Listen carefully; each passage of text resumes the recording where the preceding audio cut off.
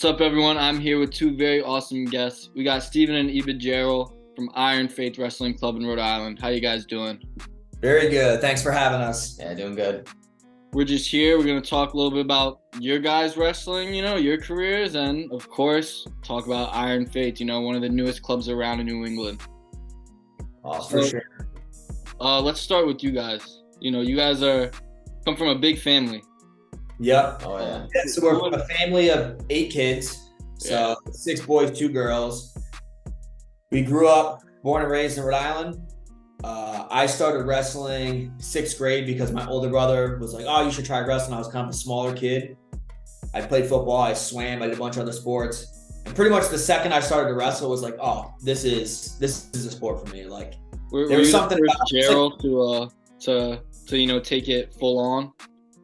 Yeah, so pretty much the second I started wrestling, I didn't necessarily wrestle year round, but it was like the second I started to wrestle, like that was the sport I loved. Of course, I still enjoy some of the other sports, but like for me, there was nothing like wrestling. And a lot of people who wrestle feel the same way. It's like there's something about wrestling that's so unique where it's like you're literally wrestling to the point where you feel like you're going to die and you're trying to push yourself through that. And it's like your ability to push through that is part of what makes you a good wrestler.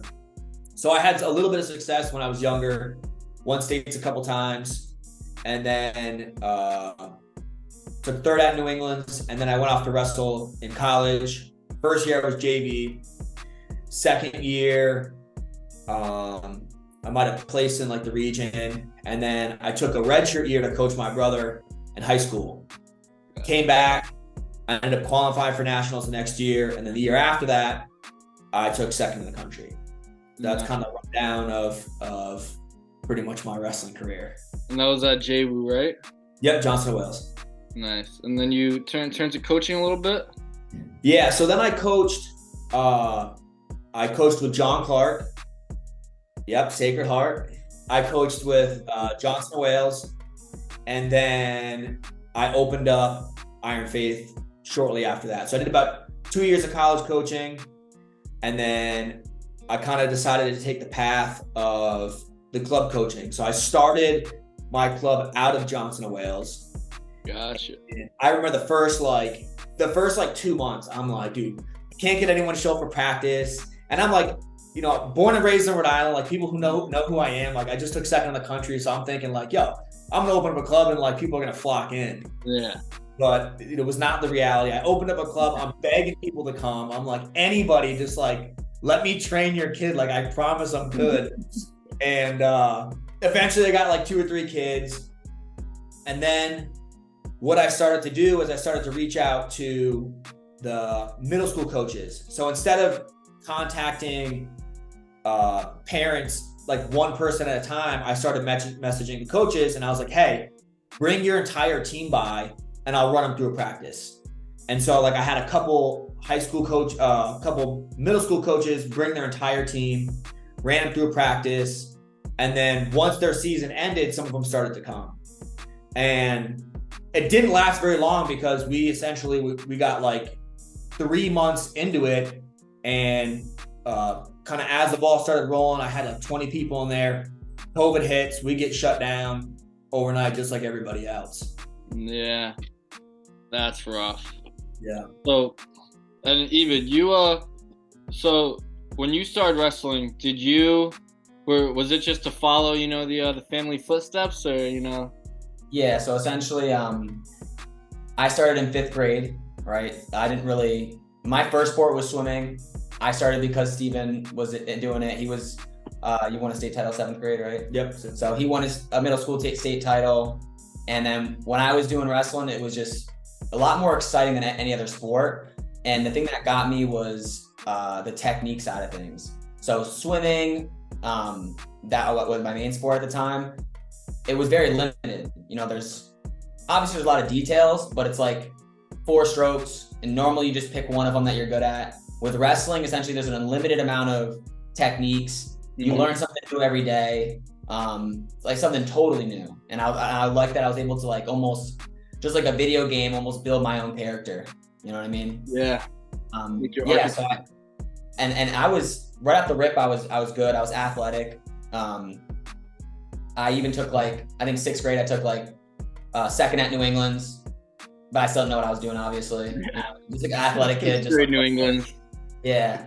And then, you know, kind of plateaued my freshman year. So I did well through middle school, go into my freshman year. I win states my freshman year. And then I kind of plateaued. I essentially like stop learning new technique, stop getting better with my technique, and my athleticism kind of just like was set.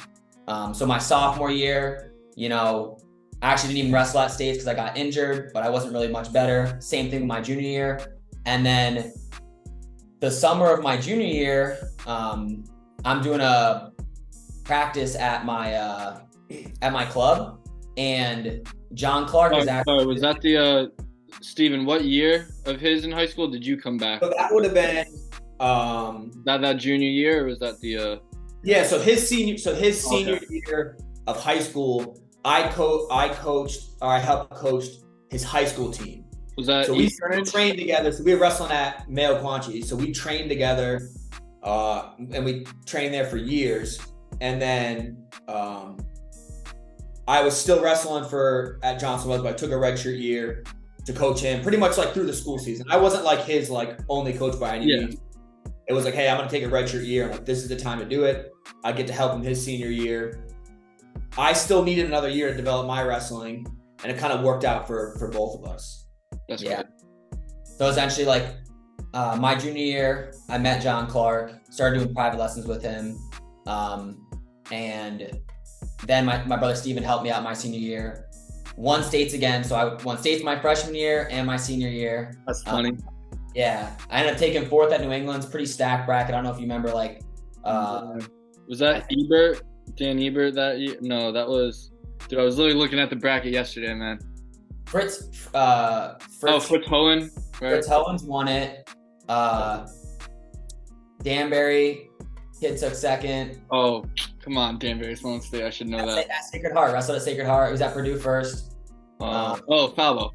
Falbo took second. Third was Cody Hughes. Oh, that's a main event, right? I think. Yeah, I think his weight class had 4 OWs. So I had the OW from Mass. I was the OW from Rhode Island, OW from Connecticut, and then I think Cody Hughes from Maine or whatever. Yeah. Like every single one of them went D1, and like, yeah, I was just the worst out of all of them at that time. Yeah, that's just a shame. You know, you're weight above or weight below. You probably make to the finals if not win it. You know. So definitely. But even that, like that was just a start of getting better. I walk on Drexel, right?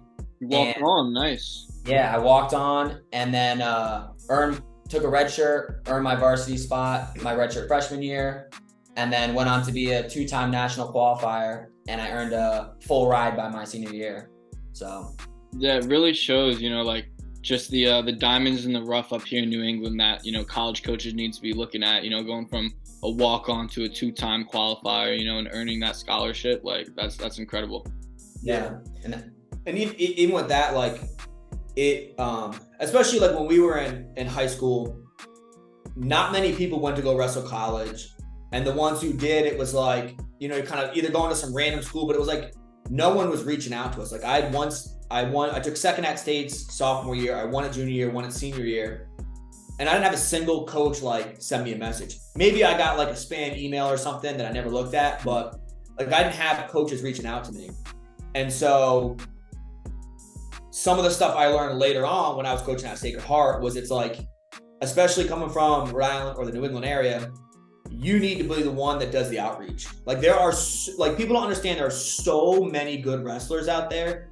It's like if you're not going to advocate for yourself and start building those relationships with the coaches, like you're just going to fly under the radar, and you can have a lot of potential, but like no one's going to find you. Like you've got to be doing the outreach, reaching out to coaches, and you got to start that process as soon as you can. Mm-hmm. So for me, it was like I finished up all the way through high school, and then I kind of like bumped into Kyle Panega, who was coaching at Johnson Wales at, I think it was like one of the USA tournaments. Like I was going there to like help coach a couple kids and watch, bump into him. He's like, I'm coaching here, like come by. And then I pretty much I did like 3 college visits, I did Johnson Wales, Roger Williams, and Rhode Island College, and I ended up picking. I only applied to one of them, so I went to applied to Johnson Wales like maybe a couple weeks before the deadline, and nice. decided to go there in the middle of summer. And the rest is history. Yeah. Got it. So, and even when did you graduate college, or when was your last year of eligibility? So my last year was kind of a weird year. My best year was my junior year. You know, I had like one loss going into conference and it was just to Vincenzo Joseph. So I was like seated like 12th in the country at that time.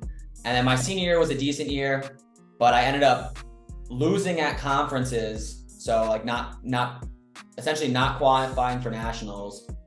And then I get the at-large bid, right? And then the week leading up to nationals is when the COVID stuff happens. So like, I'm like, my career's over. Oh no, wait, now I get a second chance at my last like All-American. And then like every day it's like, we get meetings with our coach. He goes, hey, just to let you guys know, they're only gonna let parents in to nationals. And then a couple days later, hey, just to let you guys know, there's gonna be no spectators.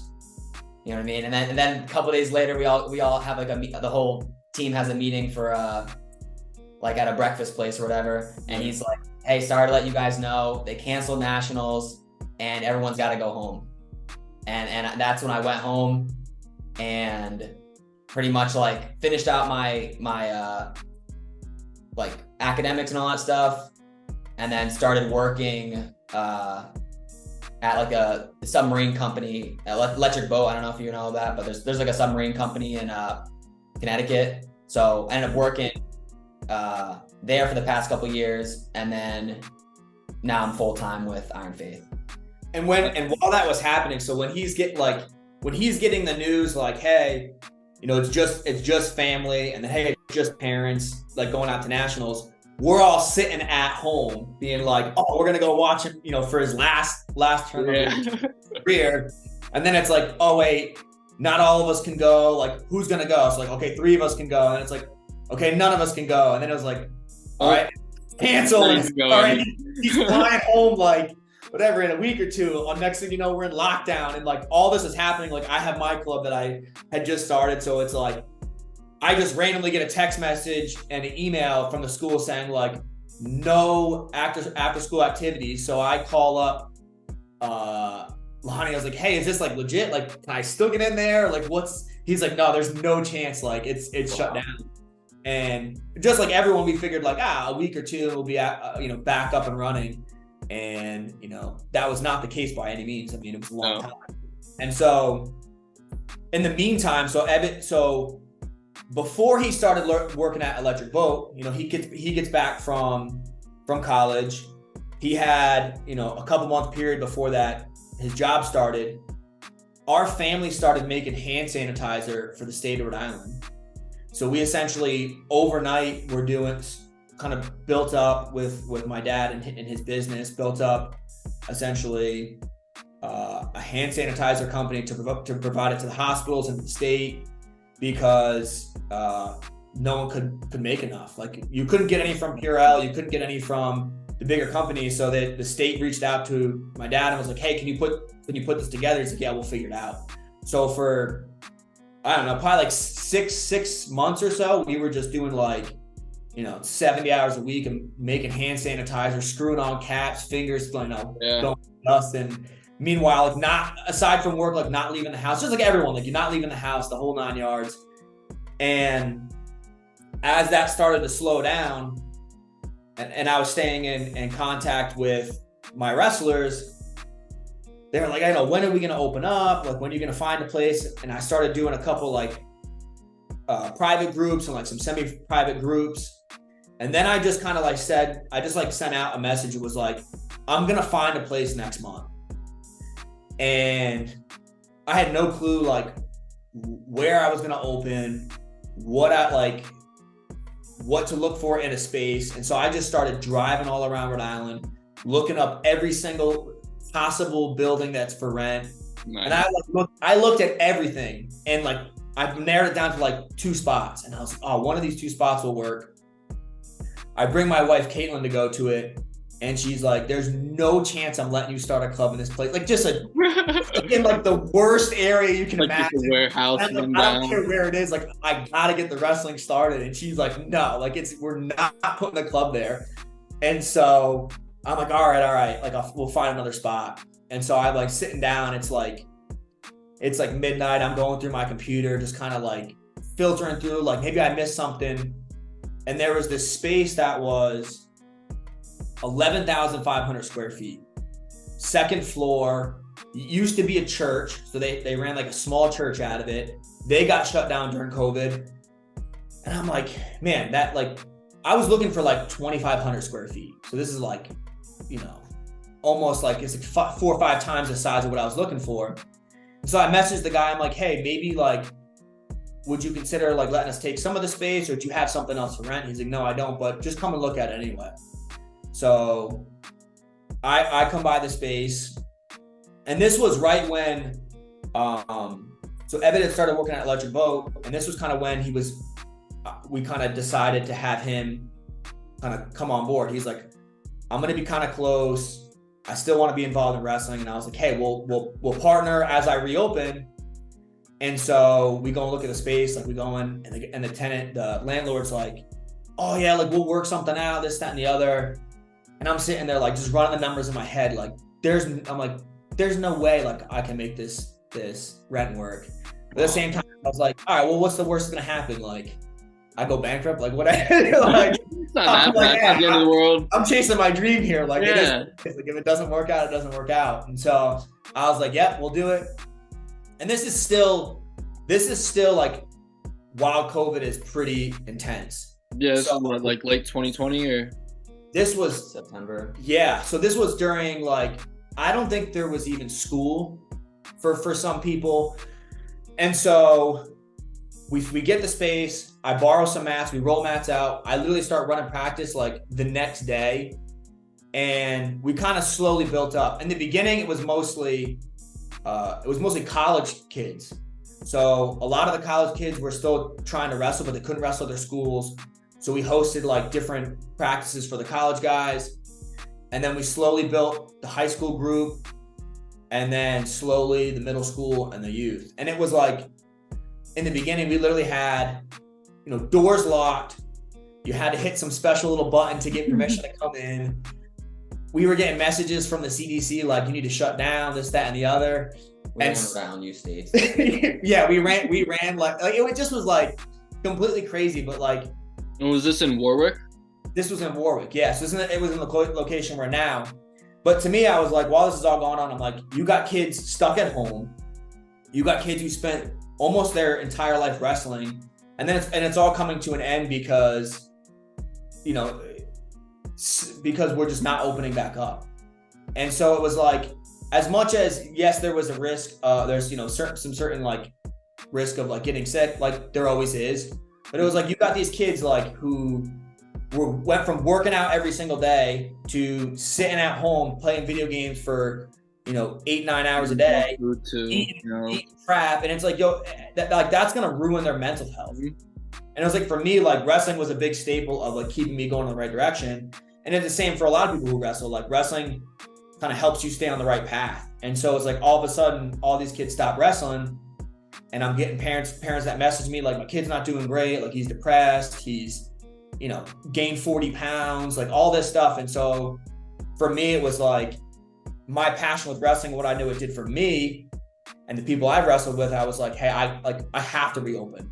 Like, I don't care like what the consequences, like we got to figure something out and find a way to reopen. And we did. And we kind of slowly over the past couple of years have built out to where we are now. Yeah.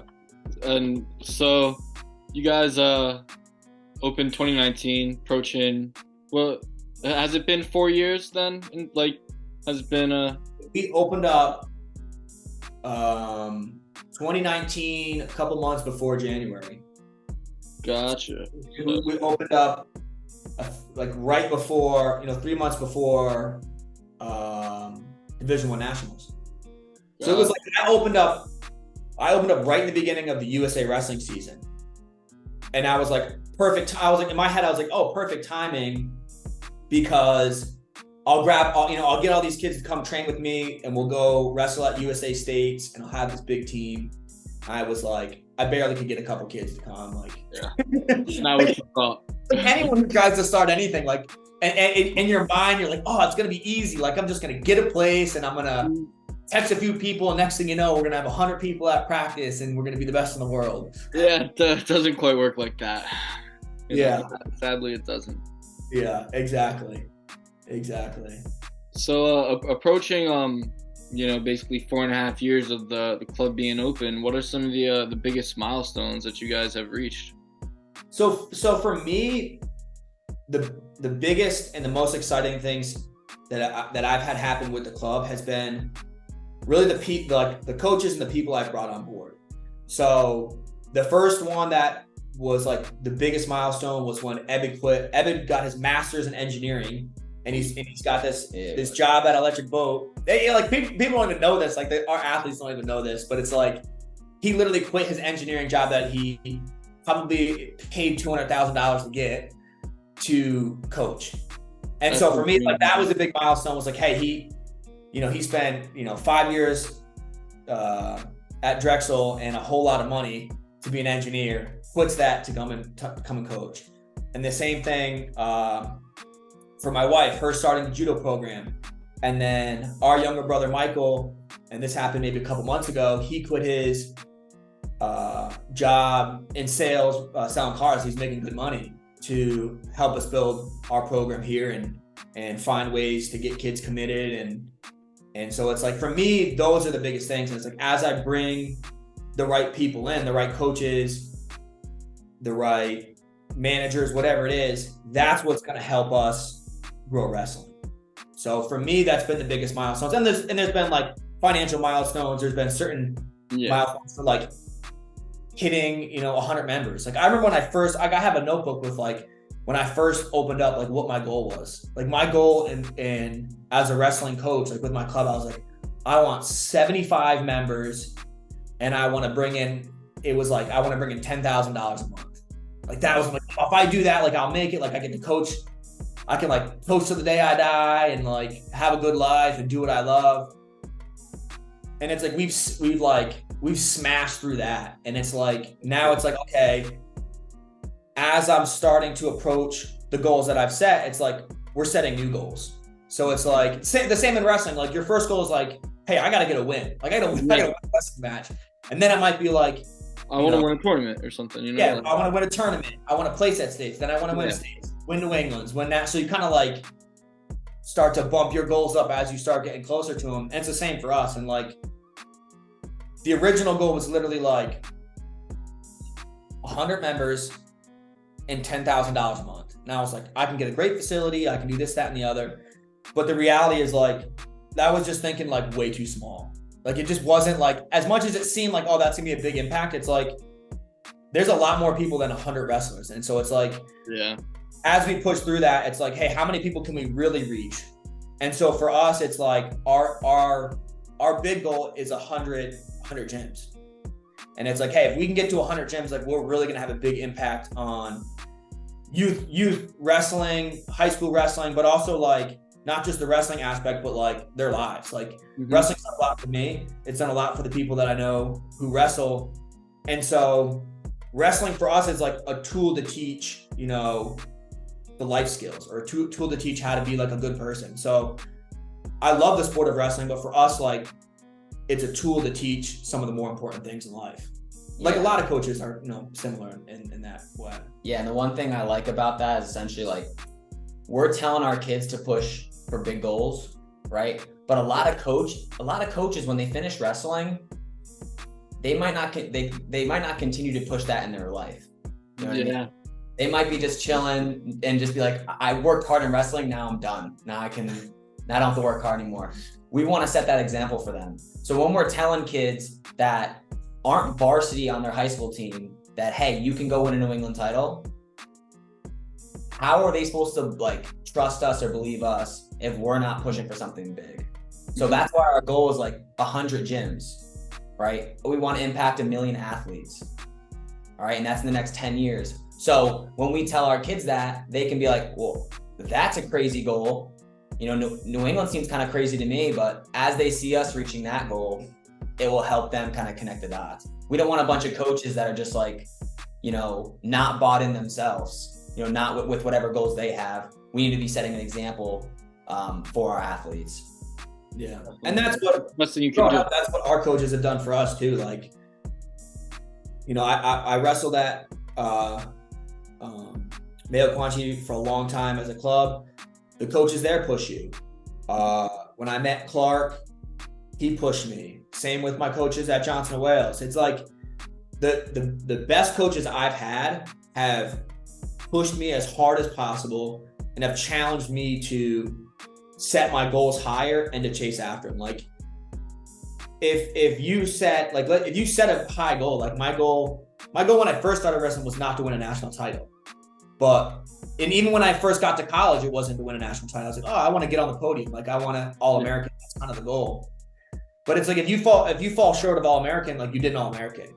So my coaches started pushing me to set the goal, like to win nationals, and not just to win, but like your goal is to try to like crush the person in the finals. Not obviously, like not to say like anything's easy or like that it's going to happen. Nothing's guaranteed, but it's like you go in there with that mentality. Yeah. And then what happens is like now you have something to measure your work from. Like if you go and say, hey, I want to be varsity, it's like, okay, how much work is it going to take to be the varsity guy? And then when you become varsity, is that even a big enough goal for you to actually get excited about?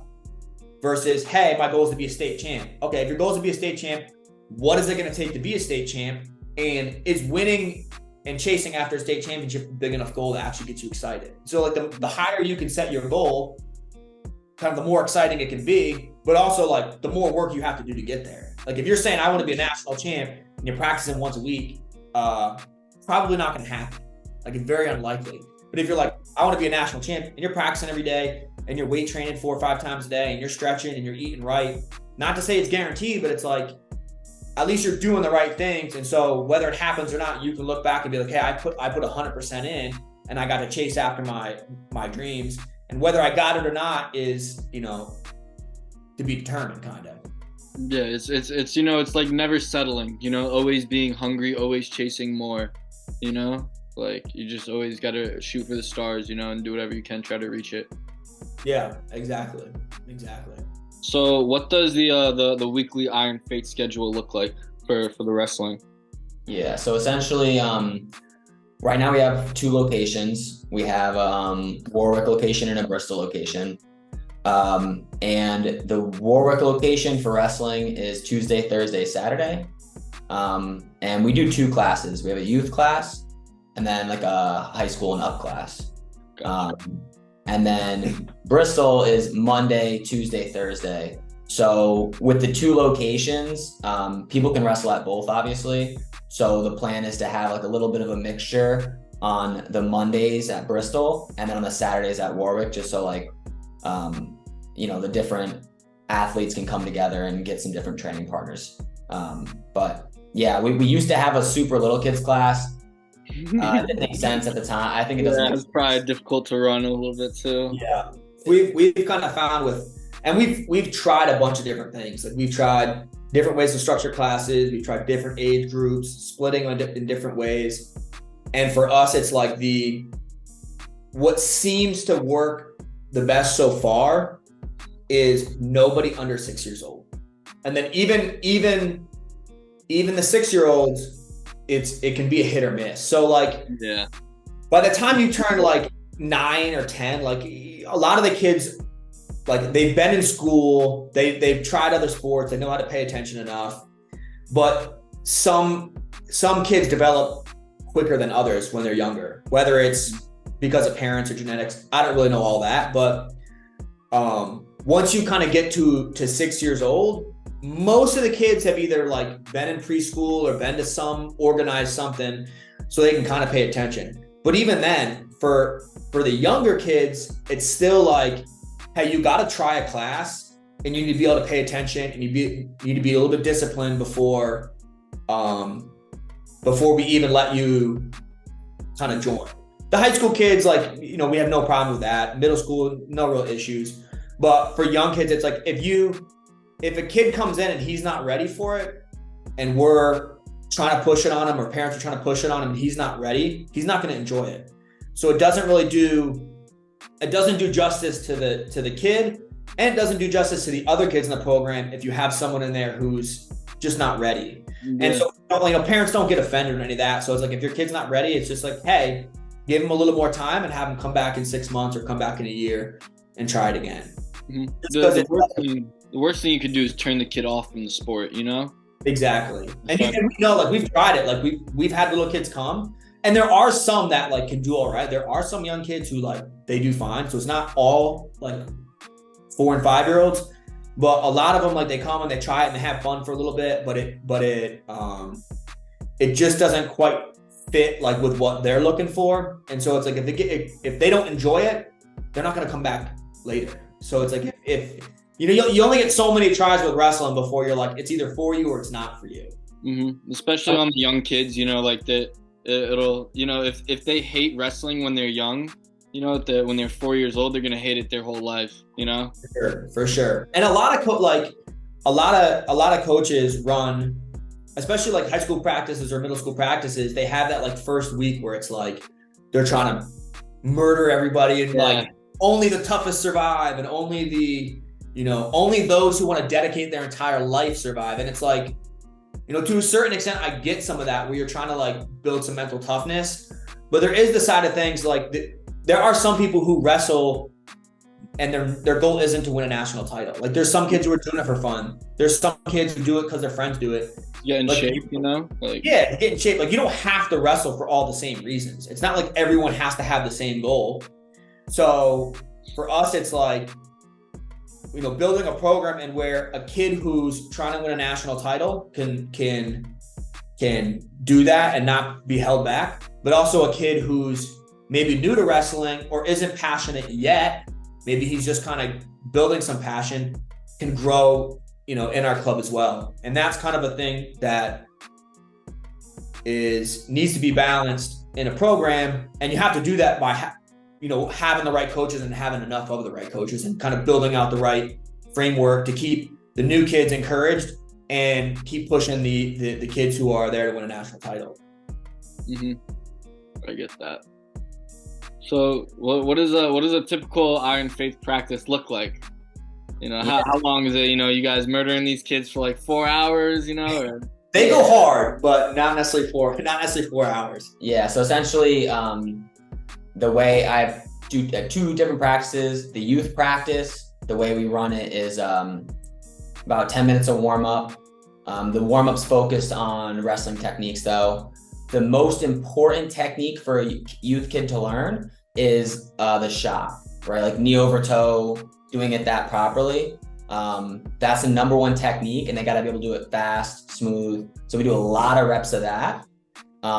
After 10 minutes of that, we go to a drill I call the scarecrow drill. I do this every single practice with the youth kids. One kid stands like a scarecrow. Shoot. Yeah, hands open. Yep. Not to shoot under one, but he just does like the first half of a rep. So he just like does a double but stops. Like doesn't finish the double. So he goes like 5 doubles, 5 high crotches, 5 singles. And all of our coaches go around and fix their positioning. You know, head up, chest up, hands locked in the right location. After they do the scarecrow drill, we go into about 20 minutes of technique, which is whatever we're doing that day.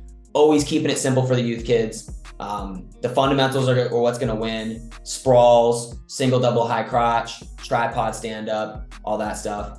And then the last 20 minutes we do is live. The high school is structured a little different. 30 minutes of drilling. The drill, we don't like to do a long warm up unless it's wrestling related, because in my opinion, it's a waste of time. You shouldn't be jogging around the mat for 10 minutes. You shouldn't be doing like those forward rolls, cartwheels, squats, like random stuff for 30 minutes.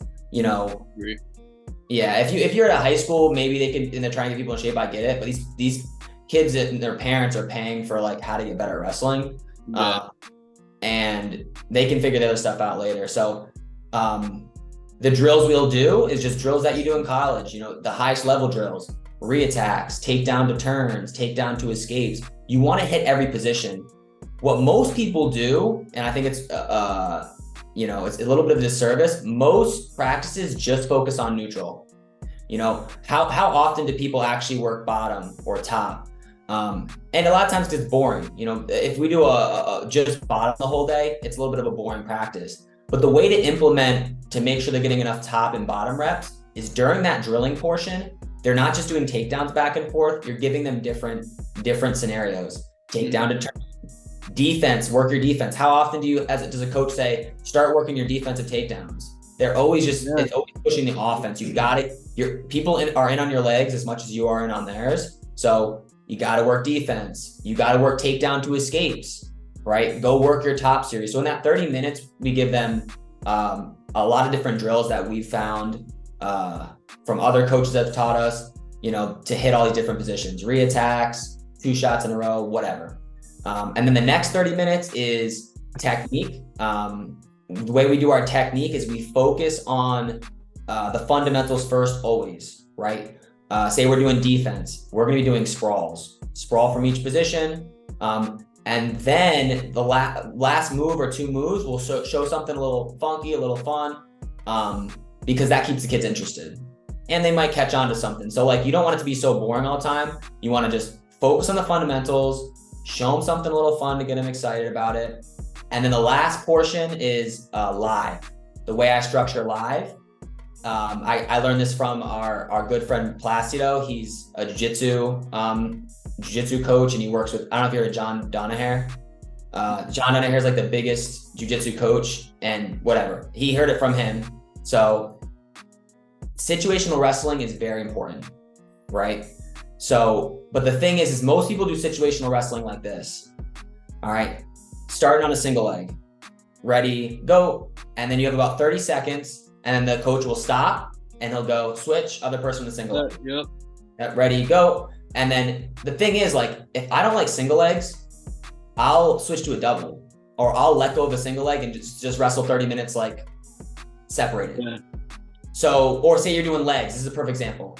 If we're doing situations with a leg in, right? And I don't ride legs, right when that coach blows the whistle, I'm going to take my leg out and start looking for my turns. So you're not actually the bottom person's not going to actually work the situation. Mm-hmm. So instead, the way we run situations is start in a situation.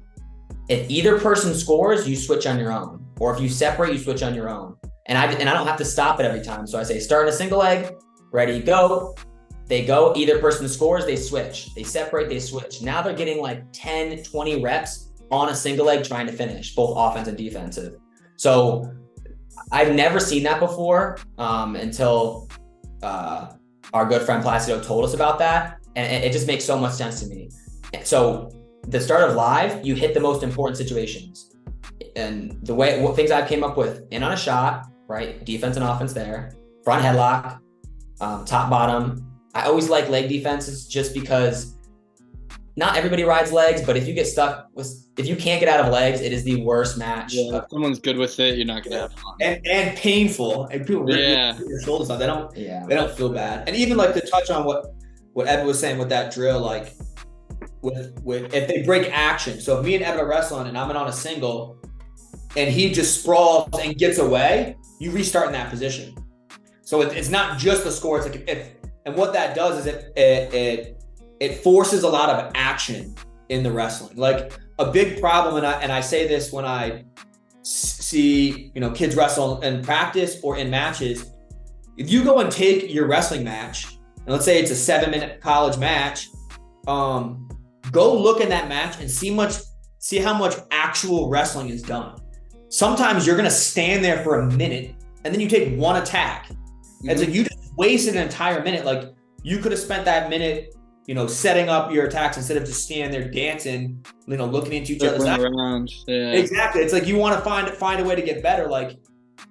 Spend more time actually wrestling, because it's you don't need to pace yourself and be worried about getting tired.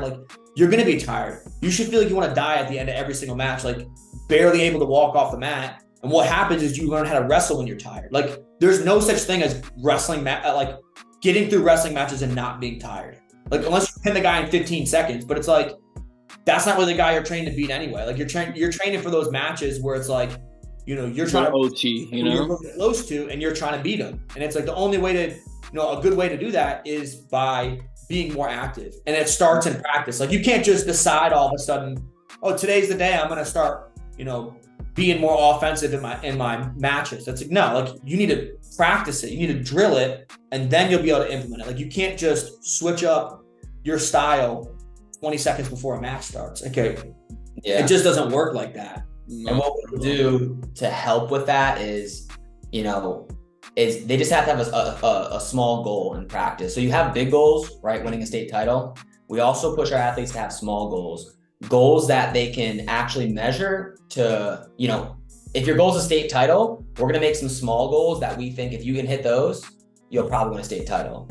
So one of my goals that I tell the kids to do is during live, 100 attacks. So you don't have to take them down 100 times, obviously, but 100 attacks, that should be your goal. And if these kids, like, again, like, I'll say wrestle live for 30 minutes, you'll have kids do 3 shots or 4 shots, or get on top and ride the kid out. That's another one of our rules. If you can't turn them, cut them, right? If you can't freestyle almost, you know? You can't, like, it's time to score.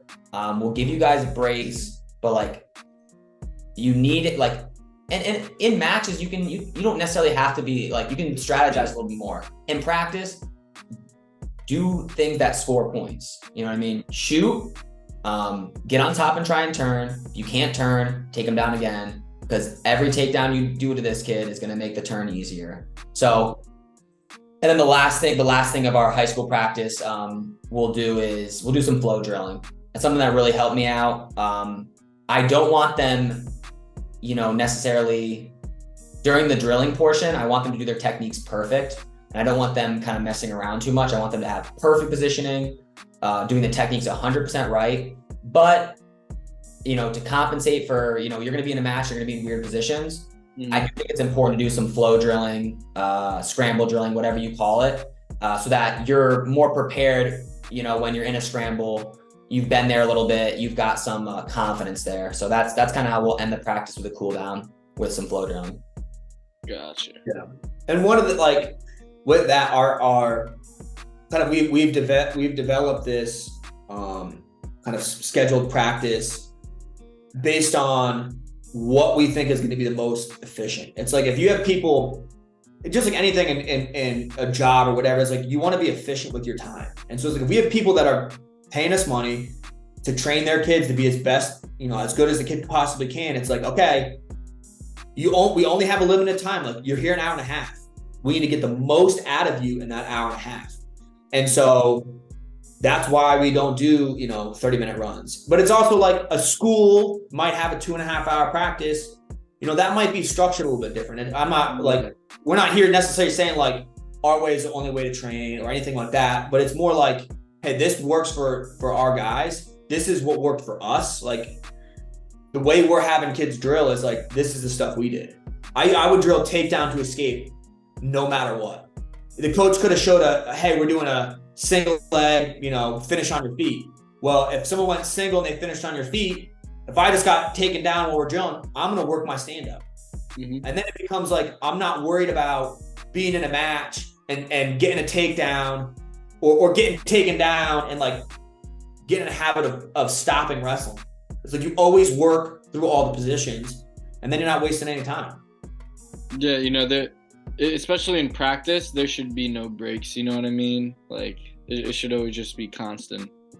Yeah, exactly. So, and just kind of going into Iron Faith as a club more, you know, so you guys also offer judo and Brazilian Jiu-Jitsu. Yep. You guys, are there kids that tend to, from the wrestling side, or either, I guess, kids that tend to practice all 3 or at least 2 of the 3? Yeah, there are some. I mean, most people kind of tend to pick the one thing they like and focus mostly on that. But there are definitely some people who do both, whether it's jiu-jitsu and wrestling, or jiu-jitsu and judo, or judo and wrestling. and each one kind of adds a different element to your game. Like we both grew up doing judo. And so if you wrestle and do judo kind of offers a different set of skills. So you can throw. I mean, that's kind of what you get from judo. You can throw, you have good hips. You won't be afraid in some of those upper body positions, and it kind of keeps you in the game. And another thing it does is, like, some people want to do more than one sport. So some people want to wrestle and play football, or wrestle and play soccer. And not that you can't do that. I'm not saying you can't do that, but it's if you just did one thing, you would be better than if you did the two things. Yeah. So, and this is not my way of saying like that you have to just do one thing or anything like that, but just in general, like if you had 10 hours a week to practice and you did 5 hours football, 5 hours of wrestling, you're going to get to a certain point. If you took all those 10 hours and did wrestling, or all those 10 hours and did football, you're going to get the most out of that single sport. And so the nice thing with judo or jiu-jitsu is it adds a different sport, but a similar skill set where you can use your judo and wrestling. You can use a lot of your jiu-jitsu and wrestling. The jiu-jitsu adds the jiu-jitsu really adds the scrambling aspect and like being comfortable in some of those really weird positions. And the judo really adds throws. Like you can throw and foot sweeps too. Foot sweeps. Like as an adult, like I'm not shooting anymore. Like you're out of your mind. I'm not wrestling with these kids and getting underneath them. Like, no, thank you. Like I do all foot sweeps and stuff. Like, stuff, tosses. Exactly. Yeah, I've always thought the connection with those three sports is really good. I practiced jiu-jitsu a little bit for a couple months, and like at least in the beginner classes, I felt like I was a little ahead than some people just because of my wrestling background and stuff. Yeah.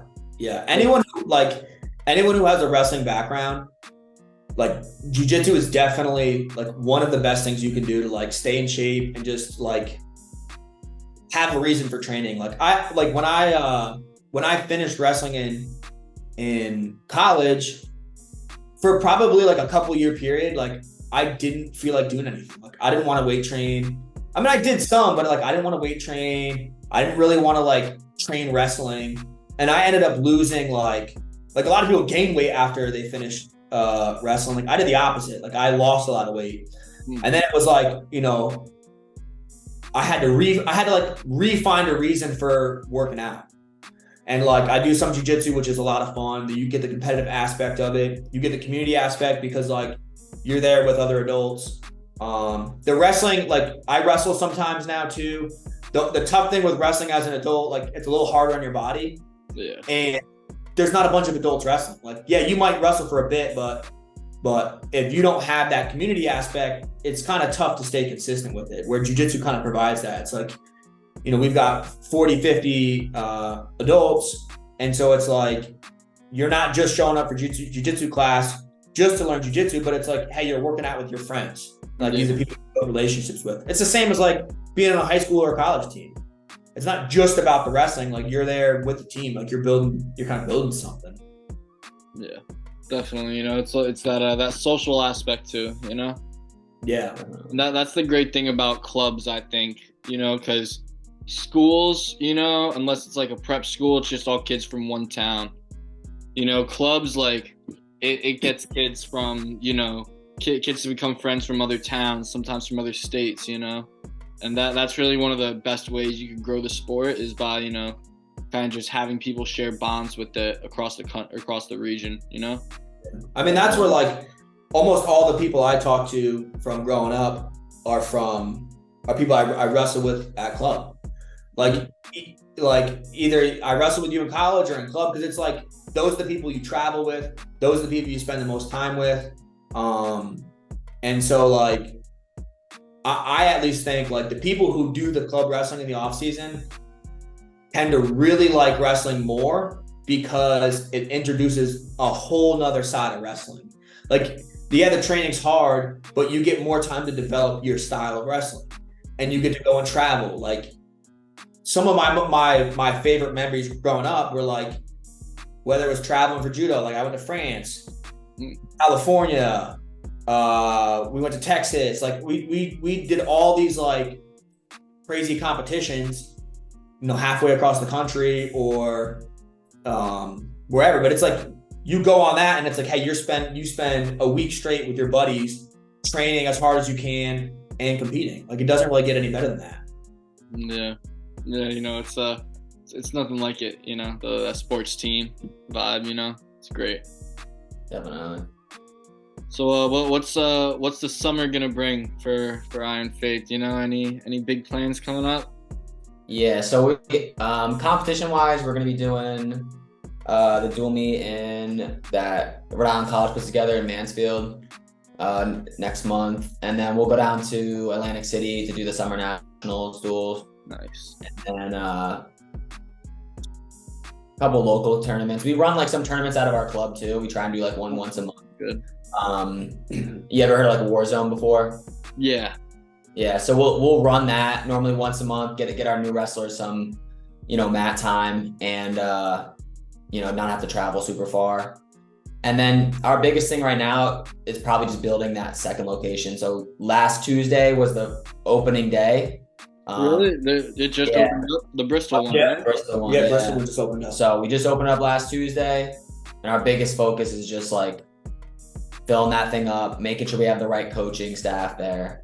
Because as we grow, we'll probably have to hire a couple more. And that's one of the big things I really like about what we're trying to focus on is why is Pennsylvania wrestling so good?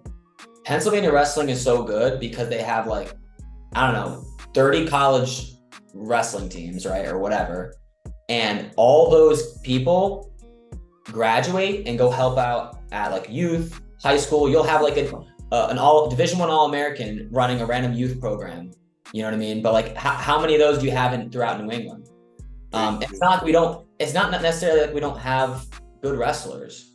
Johnson & Wales, Johnson & Wales, Rick, Roger Williams, Coast Guard. These schools are some of the top schools in the country. And even Brown, Harvard, Sacred Heart, right? So what we do is we try to get those quality coaches to stay in the coaching game. Normally they're the local wrestlers, they finish college and they go focus on work, and they're never really given an opportunity to coach. So, right now on our coaching staff, we have Nate Lackman, 2-time national champ. Him and his brother wrestled. Yeah. Right? That was that big story. Yep. So right when he graduated, even before national, like a month before, I reached out to him we need you, come on. And he was kind of iffy, I don't know, I might just not coach right away. The thing is who knows how long you'll be out if you stop. And I was like, nah, you don't stop.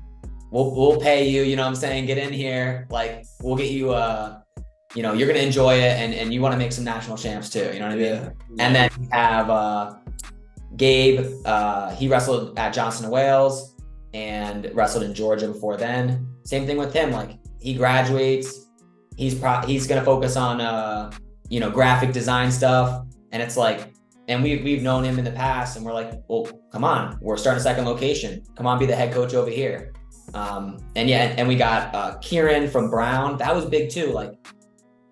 It was very tough to get in contact with a lot of the Brown athletes. We had a good connection with Johnson & Wales, but hey, there's a Division I school 15 minutes away. There, yeah. Yeah. And I called up Todd Beck, who was the old head coach there. I said, hey, can you give me a list of guys that you trust and that are graduating or you think would want to coach? He gave me a list of guys. I got them all in here. And right now we have Kieran, who's an amazing coach. He's got one more year at Brown. And it's finding those, reaching out to those college wrestlers and getting them to help out. Right now in our room, it's not just me and Steven. It's not just me and Steven and that's it. People aren't just coming for us anymore. We've got national champs. We've got every one of our coaching staff is paid and they are there for the kids. Not volunteers is great too. We do have some people volunteering, but it's volunteer, you can't necessarily say get off your phone, right? Yeah. You can't tell them, you can't say I need you here 15 minutes early. So we're trying to create an amazing product and get these coaches, local coaches involved And with this Bristol location, Roger Williams is literally 3 minutes away. So we have a good relationship with John Egan there. And now we're going to start pulling from that school right when they graduate, or they got a couple years left.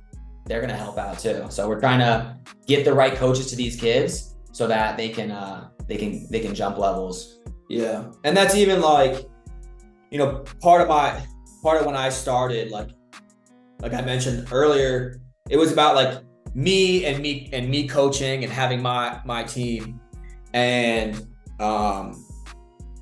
as I started to kind of get into it, I realized like, hey, like if I make it about me, like I can only do so much. Like me as one person, like I can only do so much. I only have so many hours a week. Like I can't be in 2 places at once. So what I started to kind of really think about was like, hey, like if I took myself out of it and what I want for me personally and just made it like, hey, what can I do to create the biggest impact?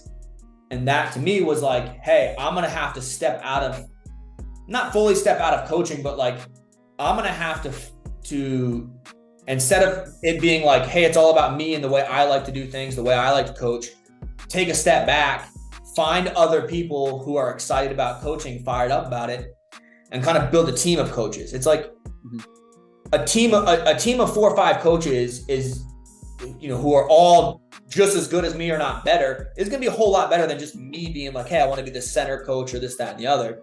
And so as we kind of started to make that transition, it allowed us to get more eyes on our athletes. So it's like if you've got 4 or 5 coaches in the room, all who have wrestled in college, Division I, Division III, won nationals, whatever it may be, it's like they have combined, they've got, 100 years of wrestling experience. Yeah. So it's like, we can take those coaches and put them in place and help train them on certain things that we want, like whether it's, a certain technique that we want shown, or more for us philosophies, because there's some core things that it's like, hey, this is how you have to show these specific moves, but there's different styles. Like I don't wrestle every single style. Like I have certain things I like to do. Ebed has certain things he likes to do.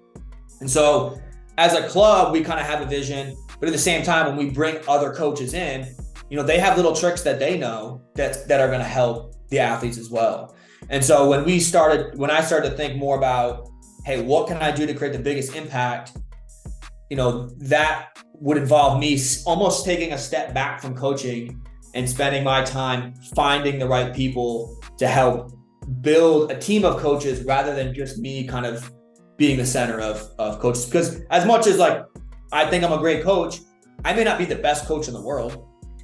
And so it's like, I could spend the next 10 years focusing on like, hey, how do I become the best coach in the world? And I have one location and it's just me. Or I can say, hey, I'm going to spend the next 10 years focusing on finding all the best coaches and bringing them together, and finding all the best people for marketing, or people for, to get kids fired up, like finding the best people and putting them together. And then as a team, we're going to do so much more than I could do individually. Yeah. And that's like, our vision with this, with 100 clubs, it's like, we can't be at 100 places at once, but we can bring a team of coaches that can be all across the country. And it's smart, because to pull from the colleges in New England, because, like the Johnson and Wales and Roger Williams, like those are both, I'm pretty sure, I know Johnson and Wales definitely is, but isn't Roger Williams also like a top 25 D3 team for wrestling? And then Coast Guard is also. Yeah, they do great. Yeah. Coast Guard is also like top 5 in, I think, D2. I think they are, right? Or something. Coast Guard D3. Division 3. D3 too? Okay. Yeah. But yeah, there's and even Castleton in Vermont, they're a great program. So there's just a bunch of, great schools around here. And I think, with seeing more wrestlers from those schools stay home to coach, I hope that will influence, more to do the same, For sure. And part of that comes with like reaching out to them, like, yeah. Like Ed was saying, like get the coaches number and message the kids, because there's kids who are like, if you're wrestling in college, you probably love wrestling. Mm-hmm. And then it's like, okay, when wrestling comes to an end, now what do I do with my life? okay, I work, but not everyone wants to coach, or maybe not everyone has the skill set yet to coach, but it's like the people who want to coach and are excited about it, you pull them in, you train them a bit, and next thing you know, they're one of your best coaches. Yep. Very true, just takes a little training a little bit, Definitely. Oh yeah. All right. Do you guys have anything else you want to say? Because that about does it for me. All right. I guess the only thing I want to close off with is another one of our goals is we got to get an Iron Faith guy at the #1 ranking at every single one of your weight classes. Oh, we'll see. But if we have 20 clubs in New England, I think it's possible. You know what I mean? Yeah. With those numbers, I think some might get it. Yeah, for sure. All right. I appreciate you having us on, though. Yeah, it was great talking to you.